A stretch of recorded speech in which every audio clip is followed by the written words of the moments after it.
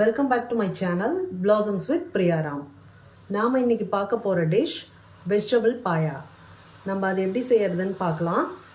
வாங்க ஃப்ரெண்ட்ஸ், வீடியோக்குள்ளே போகலாம். இப்போ முதல்ல அதுக்கு தேவையான பொருட்களை பார்த்துடலாம். பாருங்கள், ஆனியன் 4 பேருக்கு உள்ள அளவு நான் எடுத்திருக்கேன். நீங்கள் எப்படியோ அதுக்கு தகுந்த மாதிரி அதை எடுத்துக்கோங்க. ஆனியன் 2 எடுத்திருக்கேன், தக்காளி 2 எடுத்திருக்கேன், பூண்டு ஒரு பூண்டு ஃபுல்லாகவே எடுத்திருக்கேன், ஒரு 7 பல்லு பூண்டு எடுத்திருக்கேன். இந்த ஆனியன்லேருந்தும் டொமேட்டோலேருந்தும் கொஞ்சம் எடுத்து வச்சுருக்கேன் அரைக்கிறதுக்காக. எது அரைக்கணும் எது வதக்கணும் அப்படின்றத நான் அதுக்கப்புறமா சொல்கிறேன். அப்புறம் இதெல்லாம் வந்து தாளிதத்துக்கும் அரைக்கிறதுக்கும் வச்சுருக்கேன். குருமாக்கும் பாயாக்கும் உள்ள டிஃப்ரென்ஸ் என்னென்னா, இதுக்கு நம்ம காரம் பாயாக்கு பச்சை மிளகாவும் மிளகும் சேர்க்குறோம். குருமாவாக இருந்தால் நம்ம கொஞ்சம் கரம் மசாலா அப்புறம் ரெட் சில்லி பவுடர் அதெல்லாம் சேர்ப்போம். ஸோ அந்த டிஃப்ரென்ஸ் தான். மற்றபடி வெஜிடபிள்ஸ் எல்லாம் எல்லாமே இதுக்கு ஒன்று தான். வெஜிடபிள் நம்ம பீன்ஸு, கேரட்டு, பட்டாணி நான் எடுத்திருக்கேன். நீங்கள் உருளைக்கிழங்கு, காலிஃப்ளவர் எது வேணாலும் எடுத்துக்கலாம் குருமாக்கு எடுத்துக்கிற மாதிரி. பட் நம்ம அரைக்கும் போது இதில் பச்சை மிளகா மட்டும் போட்டுக்கிறோம். அப்போ இதுவே குருமாவாக இருந்ததுன்னா நம்ம ரெட் சில்லி அதெல்லாம் சேர்க்க போகிறோம். அதான் டிஃப்ரென்ஸு.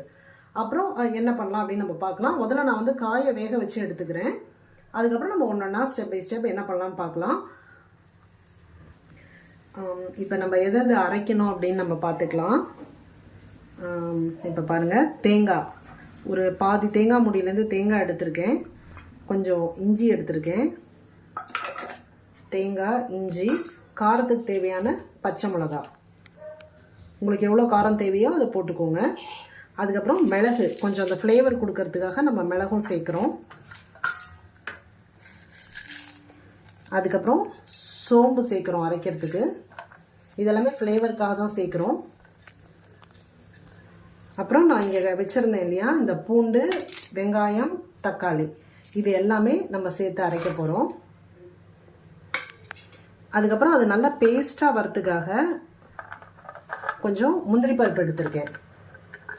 நீங்கள் பொட்டுக்கடலை எடுத்துக்கலாம், நிலக்கடலை எடுத்துக்கலாம், முந்திரி பருப்பு எடுத்துக்கலாம். வேர்க்கடலையாக இருந்ததுன்னா வேர்க்கடலையை வறுத்துட்டு எடுத்துக்கோங்க. இது எல்லாமே என்னென்னா கொஞ்சம் பேஸ்ட் மாதிரி நல்லா திக்னஸ் கொடுக்கும். அதுக்காக தான் நம்ம எடுத்துக்கிறோம்.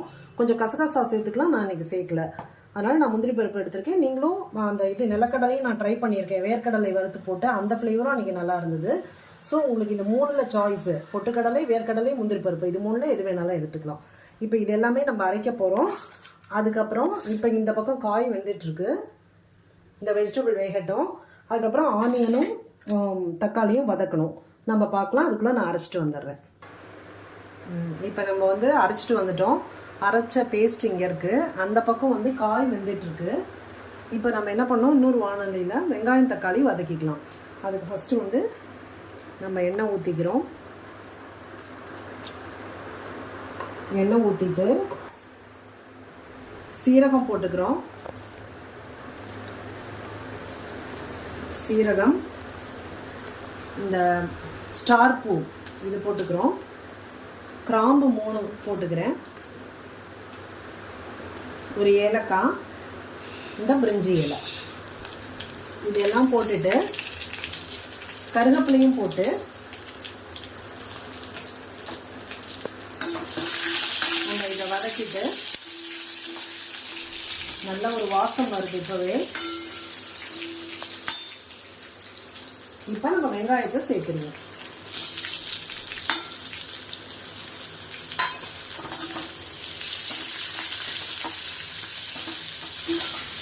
வெங்காயம் கொஞ்சம் நல்லா வதங்கட்டும். கொஞ்சம் வதங்கின பிறகு தக்காளி சேர்த்துக்குவோம். வெங்காயம் கொஞ்சம் வதங்கினோடனே இப்போ நம்ம தக்காளி சேர்க்கலாம். தக்காளி சேர்த்து வதக்குறோம். இப்போ நம்ம உப்பு ஆட் பண்ணிக்கலாம். தேவையான அளவு உப்பு சேர்க்குறேன். கொஞ்சோண்டு மஞ்சத்தூள் சேர்க்குறேன். நான் எல்லாத்துக்குமே மஞ்சத்தூள் சேர்க்கறதுனால சேர்க்குறேன். பட் மஞ்சத்தூள் பாயாக்கு போடலைன்னா ப்ளைன் ஒயிட்டாக இது வரும். அப்போ தான் அது நல்லாயிருக்கும். நான் ஜஸ்ட்டு மஞ்சத்தூள் சேர்க்குறேன். ஸோ இதுவும் ஆப்ஷனல் தான். இப்போ தக்காளியும் கொஞ்சம் வதங்கட்டும். அதுக்கப்புறம் அந்த காய்கறி காய்கறி வெந்துருச்சுன்னா நம்ம அதை இதோட நம்ம சேர்த்து ஆட் பண்ணிடலாம். இப்போ ஆனியன், டொமேட்டோ நம்ம வதக்கியாச்சு. அதில் இந்த வெஜிடபிளை நம்ம சேர்க்குறோம். வேக வச்ச இந்த காயை நம்ம இப்போ இதில் சேர்த்துக்கலாம்.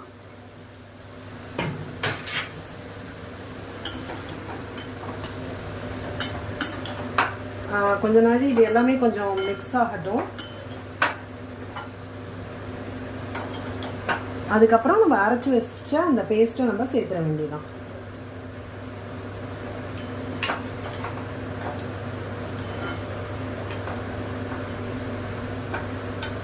பாருங்கள், இதில் நம்ம வந்து காலிஃப்ளவர் எது வேணாலும் நம்ம சேர்த்துக்கலாம். மற்ற காய் ஏதாவது வெஜிடபிள்ஸ் வேணும்னா நம்ம சேர்த்துக்கலாம். இது திருப்பி இது எல்லாமே கொஞ்சம் சேர்ந்து மிக்ஸ் ஆகட்டும். ஒரு 2 minutes நம்ம வெயிட் பண்ணலாம். அந்த அரைச்ச விழுதை இப்போ நம்ம சேர்க்க போகிறோம்.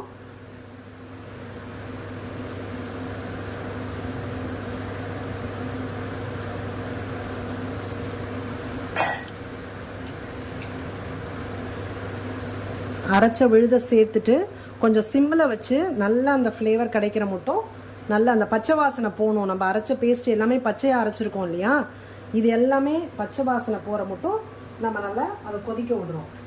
கொதிக்க விட்டதுக்கப்புறம் பாயா நம்ம ரெடி ஆகிடும்.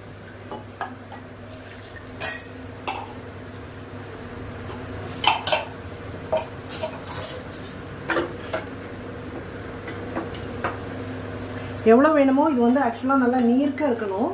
ஸோ நம்ம நிறையா வாட்டர் சேர்த்துக்கலாம். நான் வந்து மஞ்சள் பொடி போட்டதுனால இது எல்லோயிஷாக தெரியுது.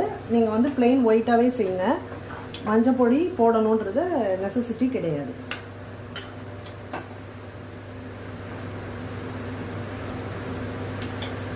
இன்னும் கொஞ்சம் வாட்டரை ஆட் பண்ணிக்கலாம். நல்லா நீர்க்க இருந்தால் தான் இது வந்து நல்லாயிருக்கும்.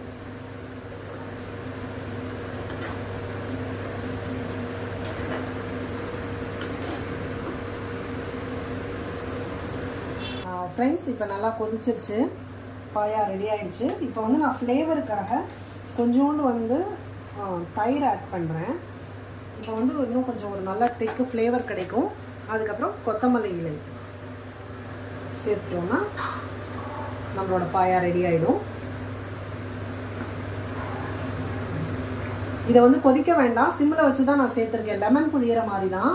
தயிர் ஆட் பண்ணிவிட்டு கொதிக்க போகிறதுல நான் அடுப்பை ஆஃப் பண்ணிடுறேன். ஃப்ரெண்ட்ஸ், பாருங்கள், வெஜிடபிள் பாயா ரெடி ஆகிடுச்சு. நல்ல ஃப்ளேவர் வாசனை வருது. நீங்களும் இதே மாதிரி ட்ரை பண்ணி பாருங்கள். அதை கமெண்ட் பண்ணுங்கள், சப்ஸ்கிரைப் பண்ணுங்கள். நம்ம இன்னொரு வீடியோவில் சந்திக்கலாம். பாய்.